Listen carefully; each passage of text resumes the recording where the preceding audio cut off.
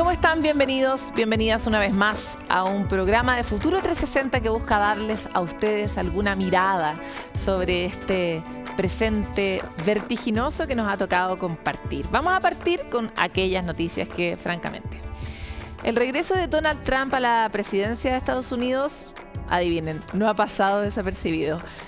De verdad, en prácticamente ningún ámbito. Uno de los más controvertidos es el rol que el mandatario pretende tener respecto del desarrollo tecnológico de su país, el dominio de la inteligencia artificial y también todos los distintos impactos, ¿no?, en otros ámbitos. Pero esta relación entre los multimillonarios tecnológicos y Trump ha marcado un hito también en el desarrollo de una nueva carrera en esta materia y cómo los otros países y las otras potencias han reaccionado por los riesgos que esta implica.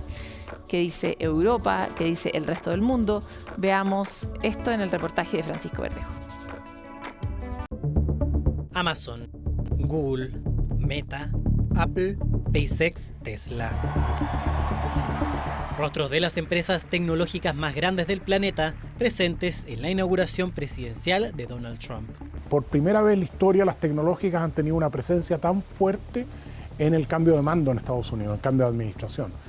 No fue casualidad entonces que solo una semana antes Apple, Meta, Amazon y OpenAI aportaran $1 millón cada una al acto presidencial. Comparado con la toma de posesión de Joe Biden en 2021, Amazon y Apple donaron $276 y $43.000. OpenAI y Meta no realizaron donaciones en esa ocasión. La verdad es que aquí esto se mueve solo por interés. Y hoy un factor de poder es indudablemente la tecnología, la innovación, es el manejo de datos, el 5G.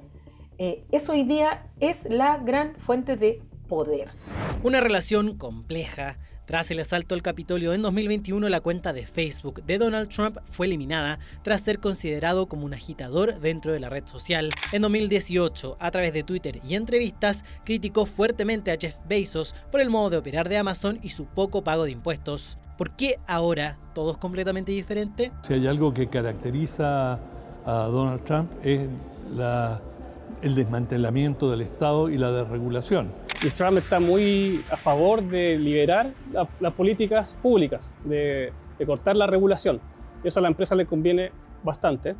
Lo que quieren algunas de estas compañías es que no haya ningún tipo de regulación para poder entrenar la siguiente ola de nuevos modelos. A solo horas de iniciado su segundo mandato, Trump revocó una orden ejecutiva emitida por el expresidente Biden en 2023 que exigía a los desarrolladores de inteligencia artificial que plantean riesgos para la seguridad nacional compartir los resultados de sus pruebas al gobierno. Se crea una especie de salvaje oeste donde lo más importante es avanzar sin fijarse tanto en la seguridad. La seguridad va a estar principalmente dada por lo que piensen o por lo que digan las empresas privadas. A veces la tecnología no tiene que ser más rápida, tiene que ser más pensada. Y este es un tema que yo trabajo, que es la IA tiene que ser mucho más responsable. Y esto significa tal vez ir con más calma y entender bien el impacto que tiene esta tecnología. A las 48 horas, el presidente estadounidense anunció la creación de Stargate, un espacio de inversión pública y privada junto a Oracle, SoftBank y OpenAI. Su objetivo es la creación de data centers para potenciar aún más el desarrollo de la inteligencia artificial. Se trata de la inversión más alta de la historia en este sentido, más de $500.000 millones. Cada edificio tiene 150.000 metros cuadrados. Actualmente se están construyendo 10 edificios, pero se ampliará a 20. Esto no es solo para negocios, esto ayudará a la vida de las personas. Para hacernos una idea, la NASA invirtió entre 1960 y 1973 lo que hoy serían $260.000 millones en el programa Apolo, otros $42.000 millones actuales en el proyecto Manhattan, que buscaba crear armas nucleares en medio de la Segunda Guerra Mundial. Ahora Stargate los supera en estos momentos, llegando incluso a representar 1,5 veces el Producto Interno Bruto de Chile en 2023. Entonces, en el fondo, en un grupito muy chico se concentra un volumen de poder, ya no solo poder político, sino que también poder económico.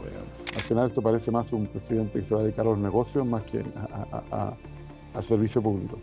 El problema es que Estados Unidos tiene una deuda muy grande, una deuda pública muy grande, así que el problema es cómo consigue Trump este dinero, y esto lo vamos a tener que ver. Pero este proyecto estrella también genera cuestionamientos. Elon Musk, encargado del Departamento de Eficiencia Gubernamental de la nueva administración, ha sido uno de los protagonistas. Ellos realmente no tienen el dinero. SoftBank tiene menos de 10 billones de dólares asegurados, y eso lo sé de buena fuente. Incorrecto, como ya deberías saberlo. ¿Quieres visitar nuestra primera construcción, que ya está en desarrollo? Espero que en tu nuevo cargo pongas a Estados Unidos primero. Ansias de un desarrollo tecnológico rápido y fuerte contra un competidor claro. Lo que queremos hacer es mantenerlo en este país. China es un competidor. Ayudaré bastante por medio de declaraciones de emergencia, porque tenemos una emergencia.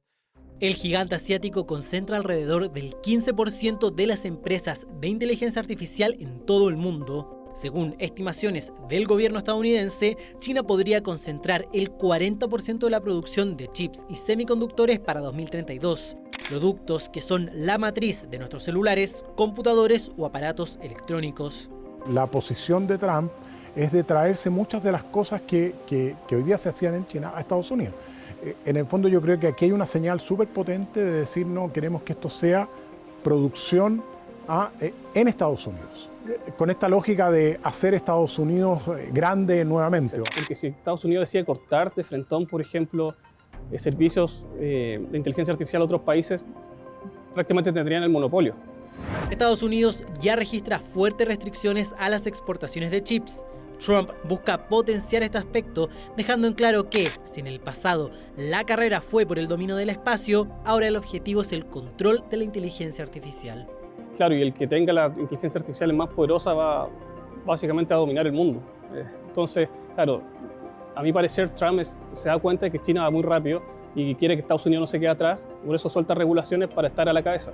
En todos los campos hay una carrera y la inteligencia artificial no es la excepción. Ahora, los conceptos de desarrollo de la inteligencia artificial en China son diferentes a los de Estados Unidos. En Estados Unidos es la libre empresa, en China es algo mucho más controlado y dirigido. Comenzó hace rato. No es esa idea típica que teníamos cuando es el comercio más de bienes, donde uno pensaba, productos alemanes calidad, productos alemanes chinos mala calidad, barato y mala calidad. La verdad es que en el ámbito de la tecnología y la innovación no es así. Paralelamente, otro de los polos de inteligencia artificial, la Unión Europea, cuenta con un avance más restrictivo. Con legislaciones pioneras en temas de datos, privacidad e inteligencia artificial, analistas no descartan conflicto con la era Trump. Y la Unión Europea ha señalado que si es que Twitter u otras redes sociales, Instagram u otros, quieren operar en el espacio europeo, tienen que regirse según la regulación europea. Y aquí van a chocar. Uno ve ya el cambio de lenguaje que existe entre los directores de estas empresas. Hablaban de los cuidados que debemos tener con la inteligencia artificial y hoy día ya comenzamos a escuchar, bueno, vamos a transformar el mundo, tenemos la posibilidad de hacer cosas que nunca habíamos imaginado. Un nuevo contexto en el que la ciencia y su desarrollo también son parte del debate. El mandatario anunció la salida de su país de la Organización Mundial de la Salud. Y yo creo que le hace un flaco favor al descalificar la ciencia, el conocimiento, como algo interesado y no como algo que en realidad genera un beneficio transversal para la mayoría de las personas. Estados Unidos siempre ha postulado de que paga una cantidad desmedida. Ellos son los principales financistas de la OMS, de la Organización Mundial de la Salud, y que los resultados dejan mucho que desear. Es una inversión que no da, a juicio de Trump, los frutos esperados. Sin embargo, según indican los especialistas, esta acción podría abrir paso a una pérdida de poder político de Estados Unidos, especialmente al tratarse de una de las agencias de Naciones Unidas más relevantes. Eso tuvo consecuencias de que le fue dando espacio a China para que aumentara lo que nosotros en relaciones internacionales llamamos su poder blando. Es decir, no el poder duro, la influencia no a través de la fuerza, a través de la guerra, sino a través de este tipo de acciones. Finalmente, un retiro del Acuerdo de París es inminente por parte de Trump, poniendo en jaque el rol que tendrá el segundo contribuyente mundial de CO2, que sigue aumentando la temperatura del planeta en medio de la crisis climática. Un arribo político-tecnológico del controvertido multimillonario que es mirado de cerca por la tecnología, la ciencia y el medio ambiente. Chile fue sede del segundo encuentro nacional para la regulación del uso terapéutico de hongos psilocibios, una cita que es única en su tipo en Iberoamérica y reúne a distintos sectores, a la sociedad civil, a la comunidad científica, a la academia, a representantes de distintos sectores, pero también al Ministerio de Salud. Y la idea es conversar y alcanzar ciertos acuerdos, ciertas líneas en torno a políticas públicas que permitan la reducción de daños frente al proyecto del decreto con fuerza de ley en torno a esta materia. Este tiene que ser presentado en junio y si usted tiene las dudas sobre de qué estamos hablando en todo sentido, es que hoy vamos a aclararlas de la mano del doctor Sergio Sánchez, médico cirujano de la Universidad de Chile con una especialidad en salud pública, coordinador de la propuesta regulatoria de los hongos psilocibe y psilocibina del Ministerio de Salud, quien está aquí hoy con nosotros en Futuro 360. Muchas gracias. Gracias, gusto saludarte. Tenemos la suerte de estar con un experto en estos temas, en el uso medicinal de cannabis y psilocibina, y por lo tanto quisiera partir aclarando ciertas dudas que probablemente la mayoría de las personas tienen, y es ¿qué es la psilocibina? La psilocibina es una sustancia química activa que está en el interior de varios cientos tipos de hongos. El más común y conocido es el Psilocybes cubensis, y que tiene actividad a nivel cerebral en nuestros receptores específicos para la serotonina, que es la molécula de la felicidad, y que ha demostrado en los últimos años a través de diversos estudios que tiene un potencial terapéutico muy interesante. Ahora, ¿por qué el Ministerio de Salud en Chile está interesado en explorar esta ruta, que es una ruta igual pionera? No es una cuestión que esté presente en todos los países del mundo? Hay ciertas experiencias en Australia, ciertas experiencias en Canadá, para aceptar su uso. En Estados Unidos se ha intentado varias veces con mucha resistencia. ¿Por qué a Chile le importaría estar ahí? Bueno, en parte por eso que dices tú, porque queremos estar a la vanguardia del uso de esto. Tal como dices tú, en Australia ya se reguló el año 2023. En Chile hay una masa crítica de personas que lo están haciendo, que también nos impulsa a intentar ordenar un poco cómo hacer. Personas que lo están consumiendo. Personas que lo están consumiendo y también que lo están administrando. Eso quedó demostrado el año pasado cuando hicimos en esta misma fecha el primer encuentro de la sociedad civil y el ministerio para saber quiénes éramos y cuántos éramos, y llegaron como 200 personas. Entonces, a partir de eso surge el interés por parte del ministerio de hacer una propuesta regulatoria para que esto se ordene y se disminuyan, tal como dice la presentación, todos los riesgos asociados al consumo. Ya, ahí quisiera separar los mundos, ¿no? A pesar de que habitualmente cuando uno plantea estas conversaciones la gente tiende a unir los mundos, ¿no? Muchas veces los hongos se usan con fines recreativos, en contextos que no necesariamente son los más apropiados para tener efectos terapéuticos.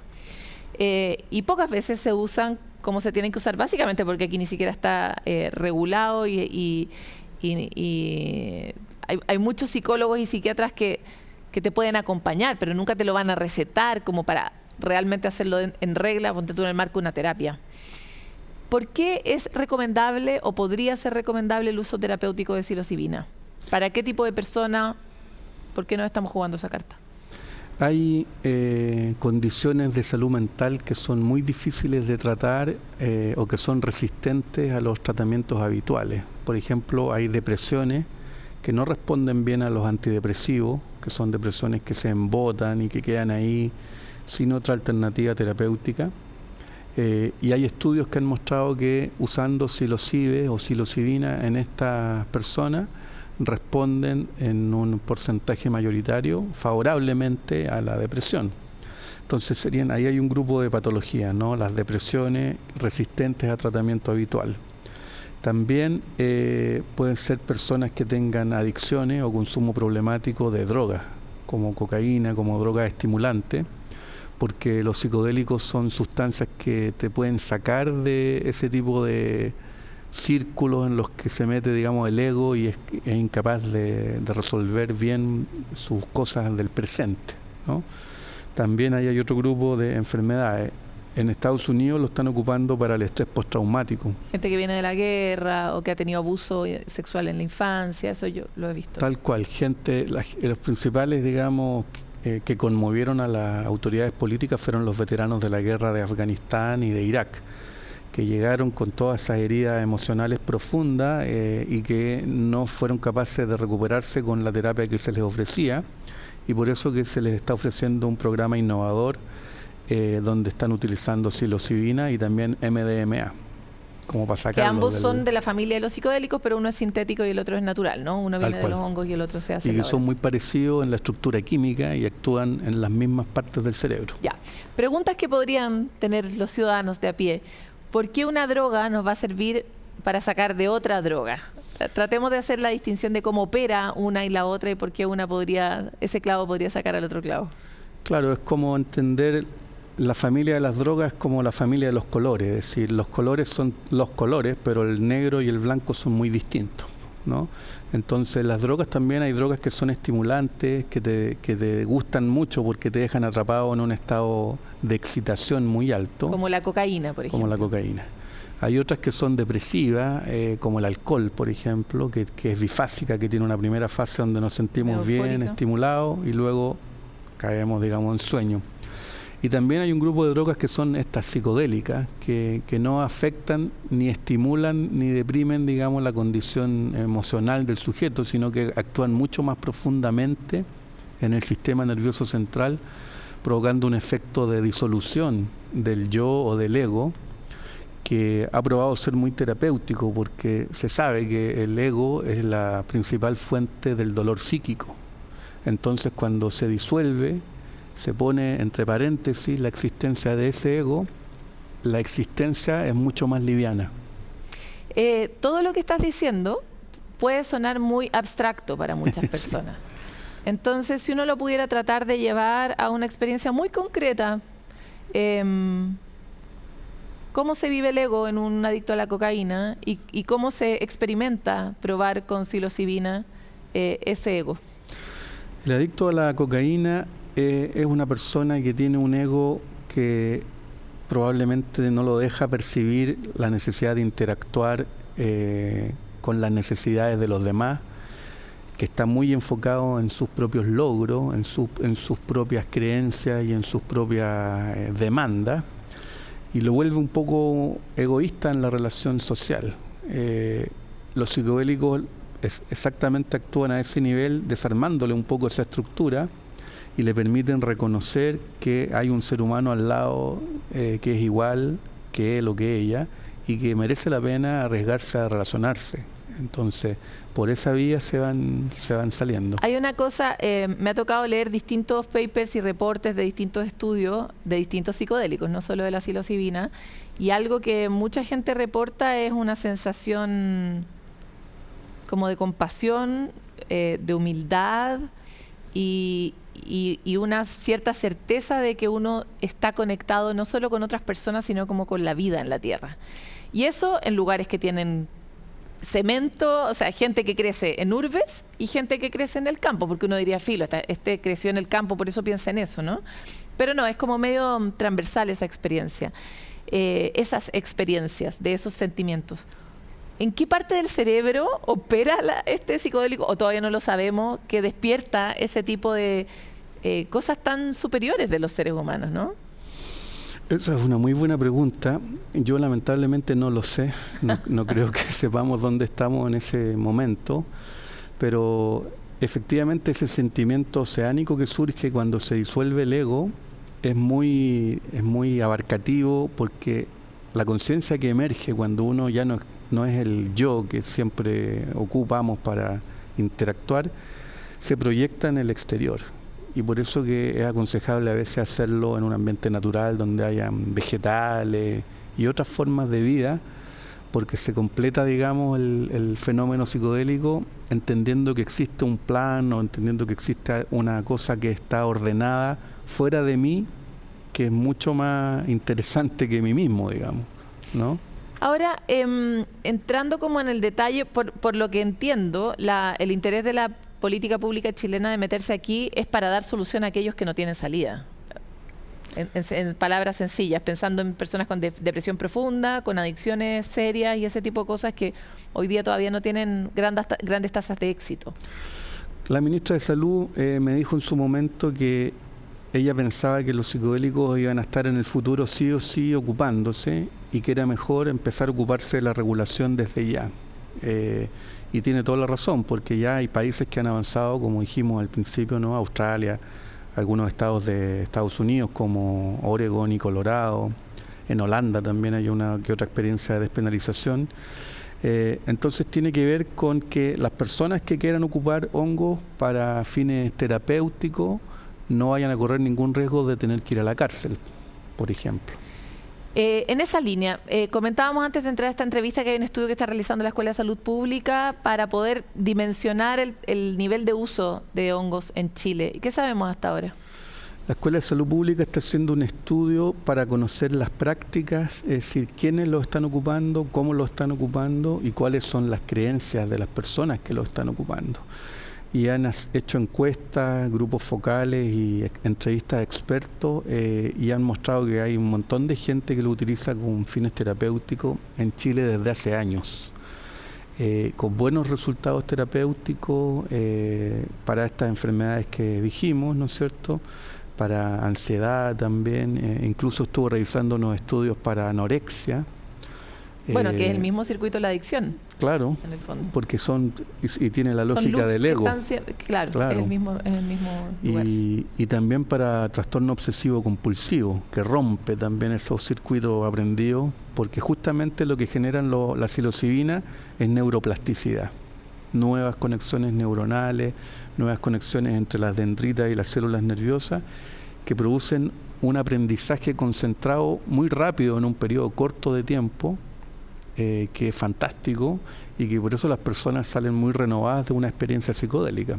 Y otra cosa que leía en algunos de los estudios es que además los resultados permanecen en el tiempo, o sea, porque uno podría creer que estas personas tienen esta experiencia y se acaba y después vuelven a la misma tristeza o al mismo malestar, pero por lo menos en algunos de los estudios que he revisado, de los que se han realizado en Estados Unidos y también en Reino Unido, los resultados permanecen hasta 18 meses. Sí, efectivamente se produce.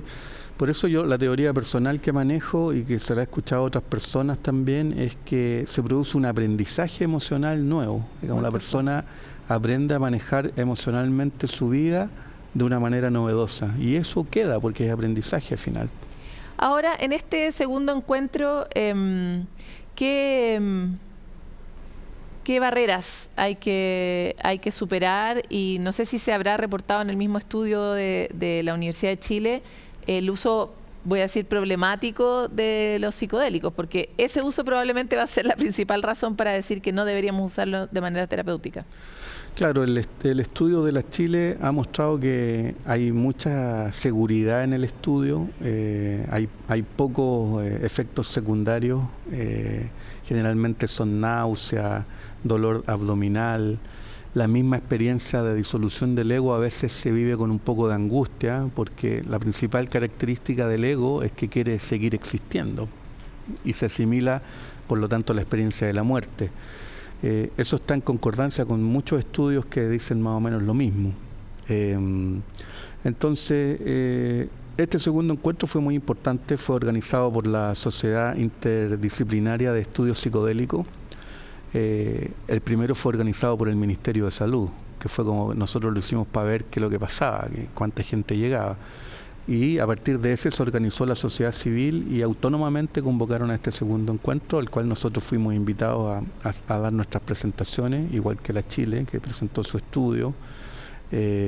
Y fue muy interesante, digamos, ver los avances y los acuerdos que se están logrando. Ahora, respecto a ese punto específico, nosotros pensamos, el espíritu de la regulación no es que la gente, digamos, vaya a consumir estas sustancias de manera a tonta y a loca. Por eso que también la regulación pretende que nosotros seamos capaces de establecer, recetarlo y establecer parámetros de seguridad de la sustancia y que se pueda tomar en consumir. sesión, que es como muchos de los casos que se ven en Estados Unidos. Claro, de hecho en Estados Unidos ya existen centros de terapia para hacer la sesión. Nosotros tuvimos uno el año pasado, Inner Trek, en Portland, Oregon, era un lugar como este, digamos, bien grande, donde habían unas 20 camas y se hacían ceremonias de toma 1 o 2 veces a la semana. ¿Cuándo podría estar realmente ingresado esto? Estamos pensando en el plazo de junio y lo que te mencionaba, ¿cuáles son las barreras? Bueno, las barreras más importantes, creo yo, es que todo el aparato regulatorio está pensado para hacer estudios dobles ciegos, que es la oferta de medicamentos que produce la industria, ¿no? Y la industria de alguna manera le enseñó al regulador a que tenía que tener como gold standard este tipo de estudios para poder acreditar que son sustancias que tienen eficacia y seguridad y poder usarla en la población. Pero en este caso creo yo que se produce un gran problema aquí, es que no se pueden hacer estudios dobles ciegos con los psicodélicos. Porque tú sabes que estás tomando psicodélicos porque percibes el cambio en tu percepción. Tal cual. Y la persona que está recibiendo el placebo va a darse cuenta que no le está pasando nada. Entonces no pueden haber estudios dobles ciegos y por lo tanto hay que darle una vuelta de tuerca a la regulación de los medicamentos y las drogas y darse cuenta que no se le pueden aplicar los estándares de la industria a estas prácticas que además son milenarias y que vienen de la cultura ancestrales, chamánicas de los indios e indígenas que habitan América antes de que llegara Cristóbal Colón. Claro, es que ese no es un argumento que hoy día sea muy válido para un buen pedazo del mundo. Por eso es interesante pensar cuál es el desafío para el método científico en términos de entregar nuevas maneras para medir cosas diferentes, efectivamente. O sea, yo pienso que el desafío principal es que el método científico tiene que incorporar elementos de la lógica de los derechos humanos, que es el llamado que ha hecho el reportero especial de las Naciones Unidas el año pasado, para que los países empiecen a considerar alternativas de reducción de daño en vez de la política de droga de tolerancia cero, que ha traído tanto daño como la guerra contra las drogas y los muertos y el narcotráfico. Entonces, yo creo que el mismo incremento de los adictos, aparte.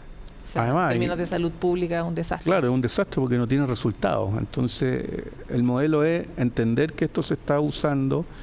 Yo estoy seguro que la gente lo va a seguir usando con o sin nuestra propuesta regulatoria. O sea, desde la humildad, ir y proponer, nosotros queremos esto para que esto salga mejor, no para restringirlo, sino para que no haya tanto problema si es que pasa algo. Y para proteger a las personas. Para proteger a las personas, para que consuman productos de calidad y prescrito médicamente, digamos, para que alguien se haga responsable de la persona que está ahí. Muchas gracias por esta conversación. Bueno, muchas gracias, Paloma.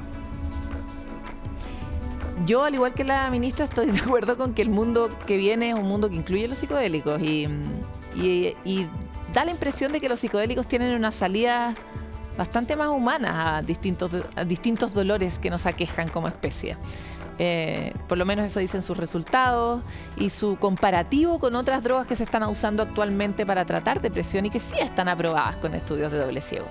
Los invitamos, como siempre, a pensar en otras posibilidades para el futuro y vamos a una pausa y volvemos con más de Futuro 360.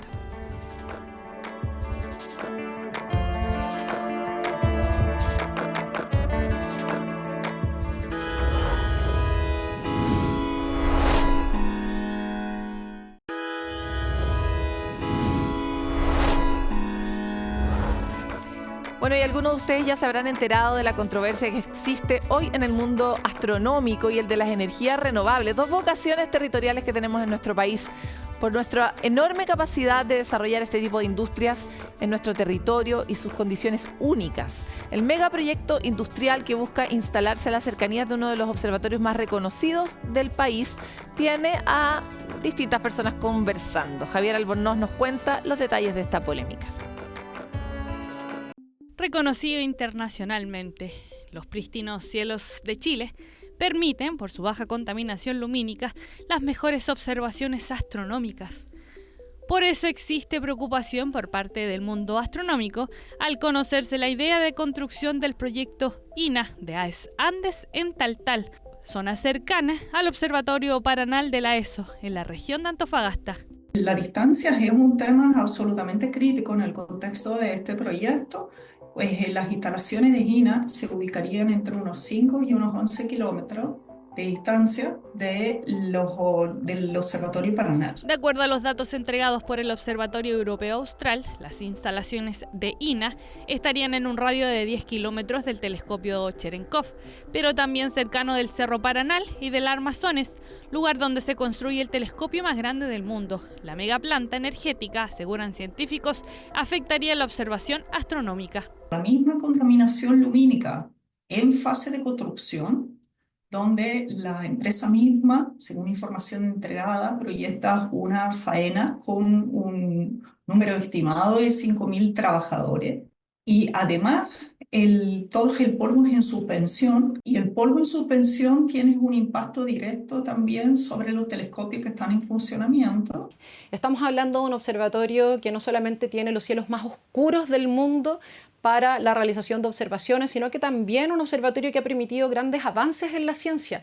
Por lo tanto, estamos hablando de un patrimonio científico, por lo cual Chile es reconocido a nivel mundial. La Comunidad Astronómica Nacional está consciente de la importancia del desarrollo energético y económico del país, pero eso no puede ser a costa de nuestros cielos oscuros. El proyecto contempla como objetivo la producción de hidrógeno verde y amoníaco verde. Tiene una inversión de $10.000 millones y abarca una superficie de 3.000 hectáreas.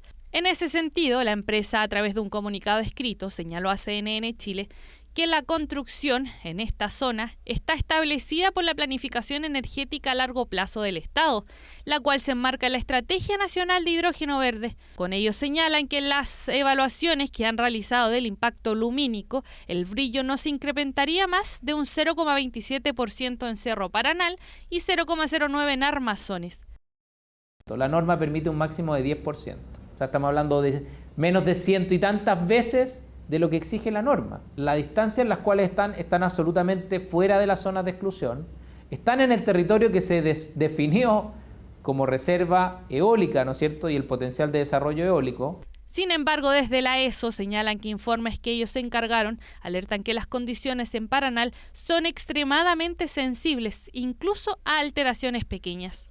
El tamaño de las instalaciones y la proximidad a los centros de observación, no hay medida de mitigación posible. Eso sugiere poder evaluar la reubicación de este proyecto a una distancia mínima de 50 kilómetros. Con todo, desde el gobierno señalaron que trabajarán en buscar la mejor salida para la realización del proyecto, pero sin alterar la observación en la zona. El trabajo que estamos haciendo ahora es encontrar aquellas soluciones que desde lo técnico y también desde lo diplomático permitan que estas dos actividades se realicen. Estamos hablando de la astronomía, que es una actividad esencial, es y seguirá siendo una prioridad de desarrollo desde el punto de vista científico, con el desarrollo de las energías renovables.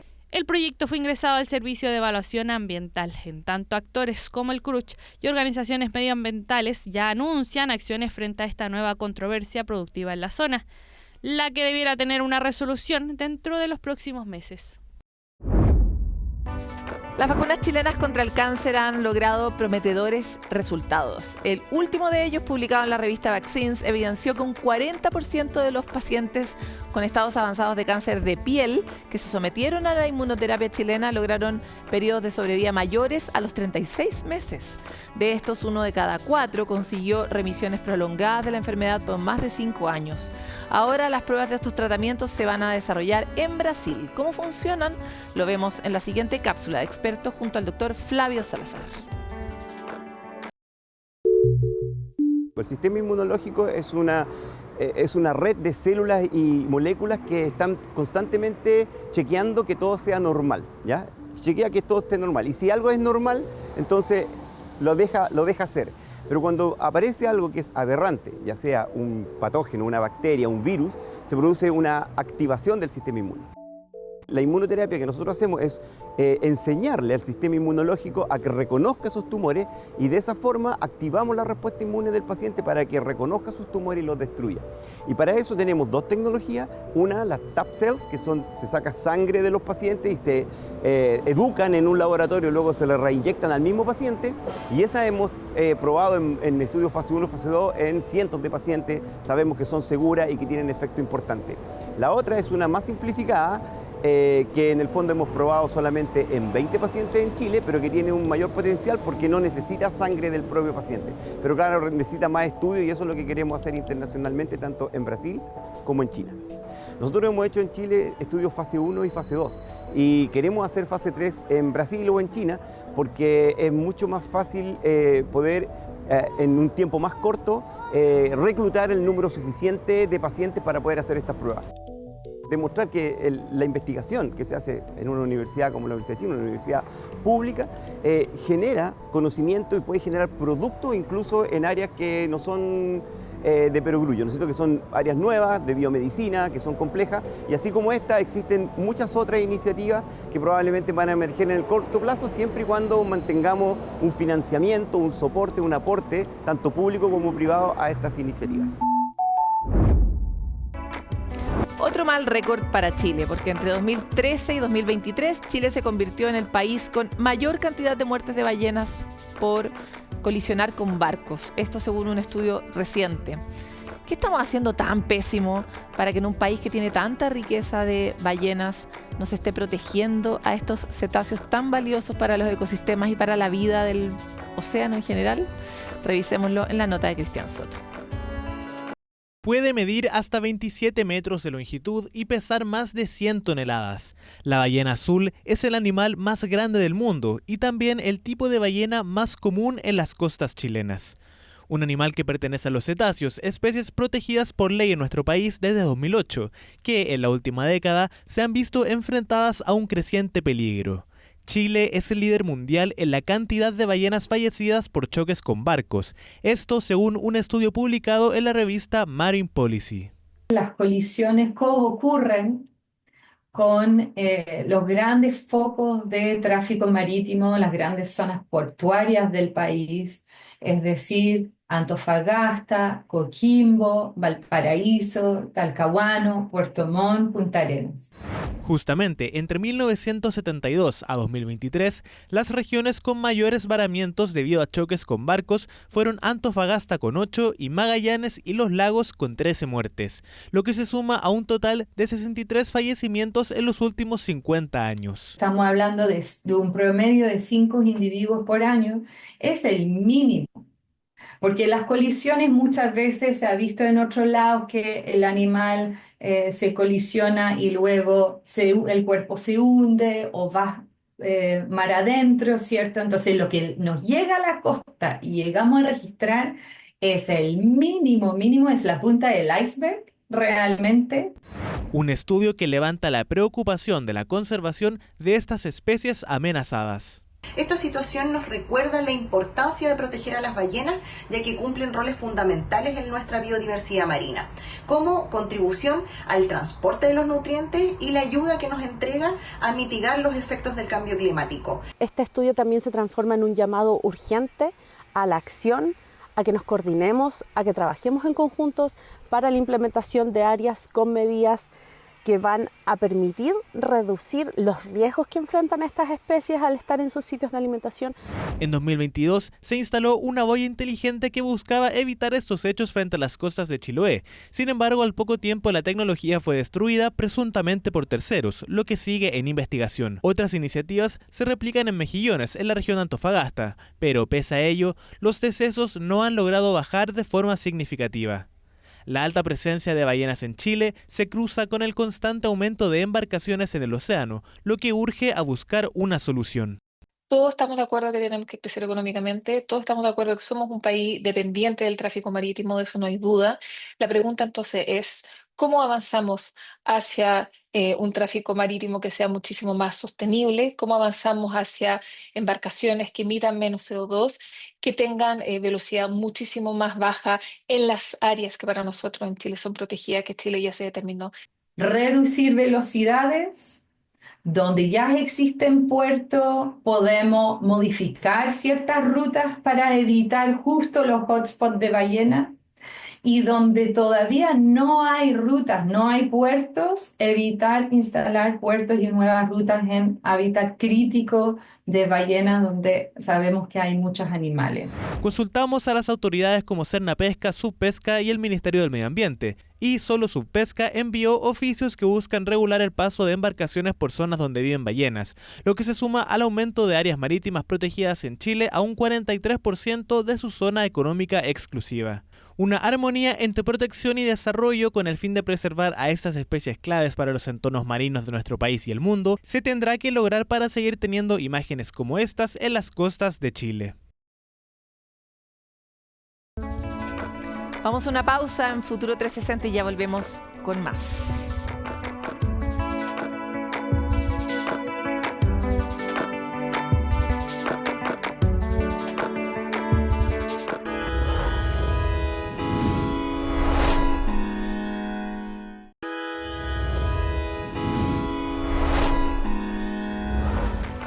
Ocurrió en los alrededores de Torres del Paine, en el sur de nuestro querido país, un lugar que Phil Raven escogió dentro de Latinoamérica para hacer su primer Classic en nuestro continente, y este Classic 2024 ocurrió en el entorno de las Torres del Paine.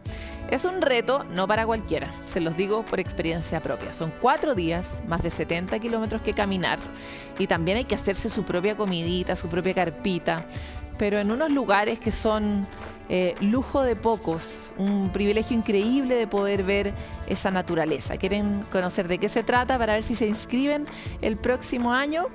Bueno, los dejo con este reporte que hicimos.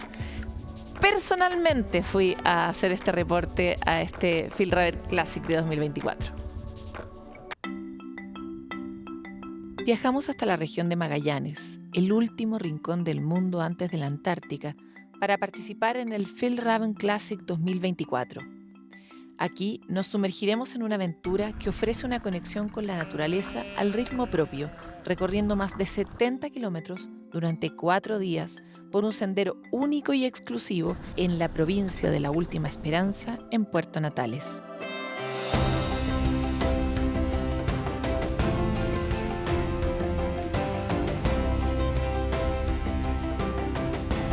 Estamos a menos de 24 horas de iniciar esta aventura en Torres del Paine, junto a más de 400 personas que juntos van a hacer este clásico que organiza Phil Raven, en el que durante 4 días tienen que ir superando sus propios límites para poder explorar como nunca antes se ha visto Torres del Paine. Estamos preparándonos con algunos detalles, preparar la mochila, preparar las carpas y también preparar la ropa, porque se espera que sea una temporada con lluvia. Le echamos entonces este producto que nos acaban de explicar, que sirve para impermeabilizar la ropa. Y gracias a esta aplicación de una cera que después derretimos, le damos la condición de ser mucho más resistente frente al agua y que podamos estar en mejores condiciones y no mojarnos en un entorno que es del todo adverso, frío y que nos puede costar enfrentar.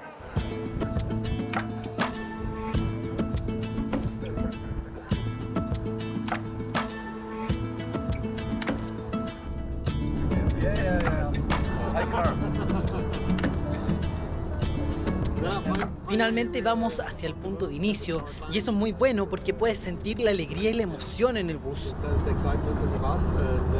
Así que estamos listos para caminar. Say hello to the camera. ¡Vamos! Hola, buenos días a todos. Ustedes serán los encargados de participar en esta primera edición del Classic Chile y la primera que se hace en el hemisferio sur. Lo que hace único a este evento de los otros Classics que hemos hecho es que aquí ustedes caminarán y atravesarán por lugares que muy pocas personas han estado nunca.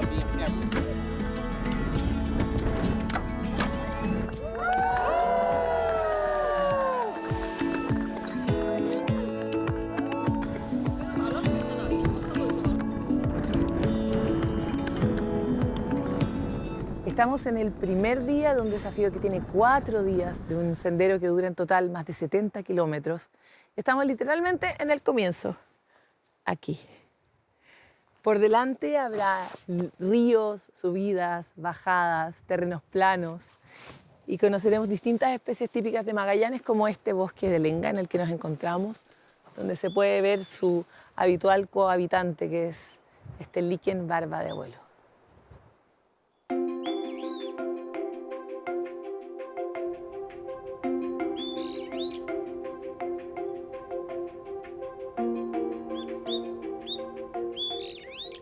En esta travesía nos adentramos en los profundos bosques patagónicos, cuya protagonista es la lenga, un árbol de la familia Notophagus que puede alcanzar una altura de hasta 30 metros. A pesar de que se ven muy delgados, con un diámetro del tronco que no supera el metro, sus fuertes y antiguas raíces logran soportar vientos de más de 100 kilómetros por hora y mantenerse en el suelo por más de 500 años. La familia Notophagus, que formaron parte del ecosistema junto a los dinosaurios, solo se encuentran en el hemisferio sur del planeta.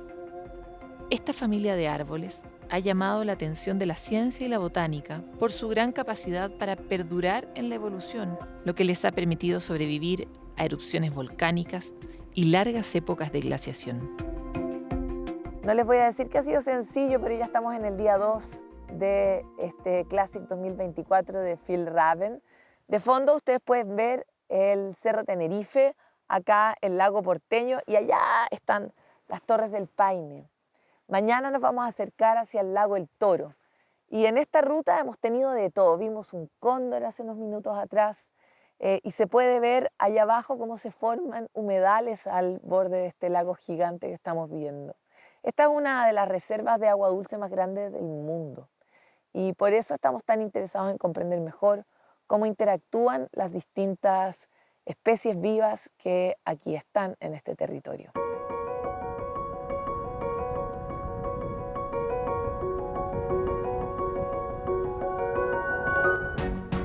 Los humedales son ecosistemas centrales para la conservación del agua y de diversas especies. Son famosos por su capacidad para actuar como reservas en tiempos de escasez hídrica y como esponjas en tiempos de exceso de precipitaciones. Los humedales más famosos de esta región son las turberas, que en Chile tienen unos 11.000 años. Pero ese tema es más bien algo que hablaremos en otro capítulo. Realmente me siento tan feliz de participar acá que no pareciera que estuviera trabajando, pero bueno, estoy trabajando y sorprendiéndome de mí y de la gente que voy conociendo en el trayecto. El nuevo sendero que estamos haciendo, que poco común, de hecho es nuevo, es muy bello, que tenemos vista desde la cordillera de los Andes hasta la cordillera del Paine. Al igual que los demás Classic de Fjällräven, durante el camino se encuentran distintos puntos que sirven como una especie de checkpoint, donde los más de 400 participantes pueden parar a descansar y preparar algo para comer. También es un buen punto para fiscalizar que nadie se haya perdido en el camino. Y es que si uno va a caminar más de 70 kilómetros, estar bien alimentado es algo fundamental, no solo para reforzar nuestro cuerpo en una escala física, sino también para mantener fuerza mental. Por favor, no se imaginen que vamos a comer alguno de los manjares de la Patagonia. En una de estas pequeñas bolsitas rojas viene nuestra comida, seca y muy ligera, con el fin de que no sean un gran peso en nuestras mochilas y dificulten nuestro andar. Sin embargo, la magia de este alimento ocurre cuando la preparamos, y de una manera muy sencilla. Pongo agua hervida en las bolsas hasta esta línea, aquí. Y después lo dejas descansar por alrededor de 10 minutos. Así que ahora a cocinar. Como ven, vivir en el espacio o en la Patagonia puede tener sus similitudes. Estamos en el tercer día de la expedición del Classic 2024. Acabamos de cruzar desde un lago, el lago La Maravilla, a este, que es el lago El Toro. Es un lago que se abastece de un glaciar y que es el lago más grande que podemos encontrar en esta zona. La Patagonia es uno de los lugares con las mayores reservas de agua dulce del mundo. Está guardada en inmensos glaciares, profundos lagos, ríos torrentosos y grandes cascadas. El lago El Toro es justamente una de esas reservas. Su inmensidad de más de 200 kilómetros cuadrados de superficie hace que sea una de las postales más majestuosas de este entorno. Tiene una profundidad de 320 metros. Es uno, de hecho, de los más profundos de Chile, lo que permite guardar alrededor de 31.000 millones de metros cúbicos de agua. Su origen es glaciar. Se abastece principalmente de hielo milenario. Sus aguas son cristalinas y puras, por las que son una buena fuente para hidratarse. Sin embargo, por supuesto, usamos un filtro para prevenir cualquier infección que venga de alguno de los animales que también bebe, como nosotros, de esta fuente de agua.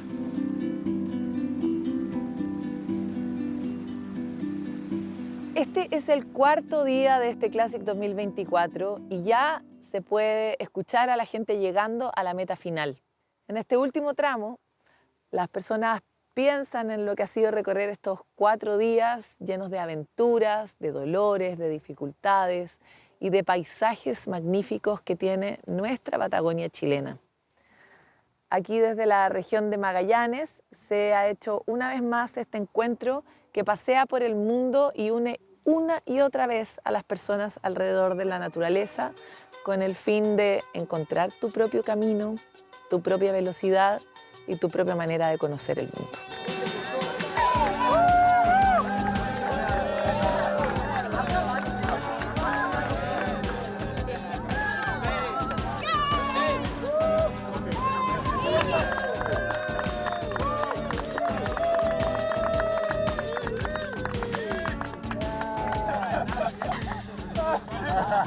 Este es un momento único luego de días de intensa convivencia, lo que permite considerar que tal vez es posible pensar en una vida juntos.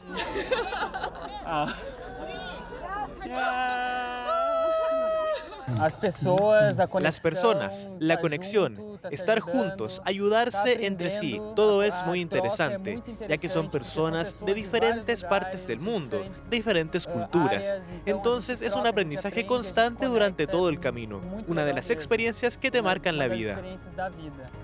El Classic Phil Raven 2024 es una experiencia inolvidable. La oportunidad de conocer nuevos espacios donde la intervención del hombre es casi nula es un regalo que Chile puede aún ofrecer al mundo. Podemos conectarnos profundamente con la naturaleza tan diversa, majestuosa y mágica de nuestro querido país.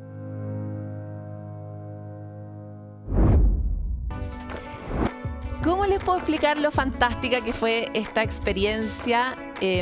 Pero ojo que ya los que están como sacando tickets para el próximo año, prepárense, porque yo no estuve para nada preparada y fue muy